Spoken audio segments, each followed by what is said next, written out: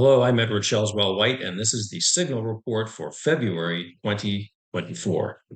On the macro front, as we've been saying for several months now, soft landing still seems to be the most likely result of the U.S. Federal Reserve's monetary policy over the last couple of years. While GDP was up nicely year over year in the fourth quarter, and inflation continues its year-over-year declines because the current rate remains well above the Fed's 2% target, and because unemployment trends are still really doing nothing much to concern the Fed either way. Further tightening appears off the table, as the Fed has clearly indicated now for several weeks. However, as January's inflation rate came in about 0.2 of a point higher than expected, the future of rate cuts appears murky and will tend probably to remain so in future months if those data are less than compelling. So what does this mean for the U.S. commercial aviation industry?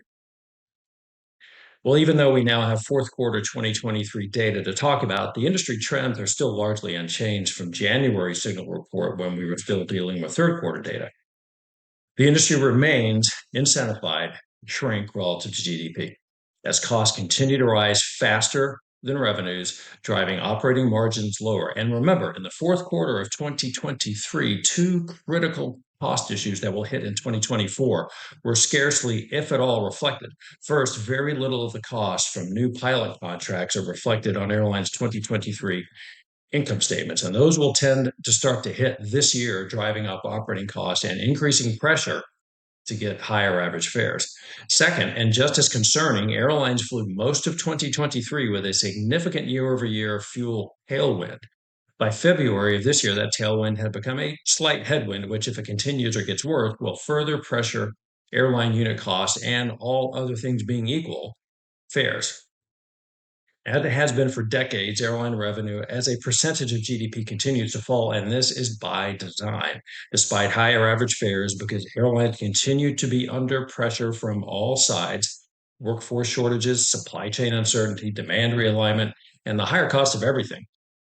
These pressures are causing airlines to be inclined to shrink relative to GDP in order to maximize operating margins and their return on invested capital.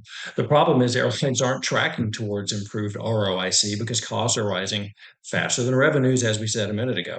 These cost trends in 2024 are likely to get worse as increased labor and fuel costs are reflected in their income statements in 2024. So given these macroeconomic and industry factors, airlines are under pressure to increase unit revenues to meet their profitability goals. In markets they perceive as inelastic, in other words, where they can raise fares and increase total revenue, they'll tend to do this by increasing fares and maintaining capacity. In markets that are more price sensitive or elastic, they'll tend to get higher fares first by reducing capacity so that they can then sustain higher fares on the capacity that they keep in place.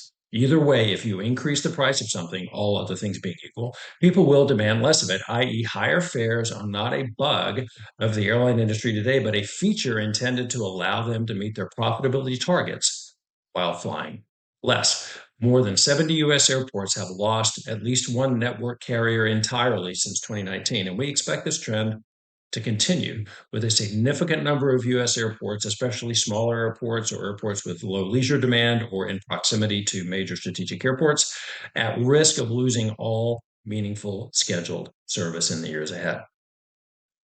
Well, what can airports do about this? Well, mainly they need to really define and then affect reality, meaning first, how profitable is their existing service portfolio for their airlines? If you don't know what that is, that's something you need to know. Second, what is your market share for each route and zip code? So what is your revenue performance and your traffic performance for your existing level of flying, and how inclined are airlines to continue or increase that?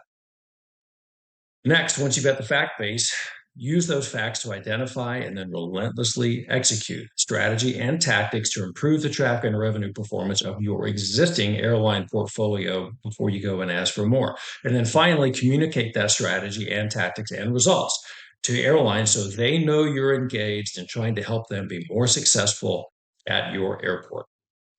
What won't work in this environment particularly well? Well, traditional air service development practices that focus solely on pitching new routes to airlines based on the same data sources they already have. If you want to get airlines' attention in a capacity-constrained environment, you have to stand apart from the herd by bringing them actionable intelligence that they do not otherwise have. Backed up by effective strategies, they don't have the resources to execute outside of their most strategic cities. If you follow the herd in our industry today, you're likely heading someplace you'd rather not go.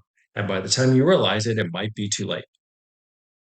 Thanks for turning into the February Signal Report. I'm Edward Shelthwell White, and I look forward to seeing you in late March when we provide our next installment of the Signal Report to help you find the signal in the noise.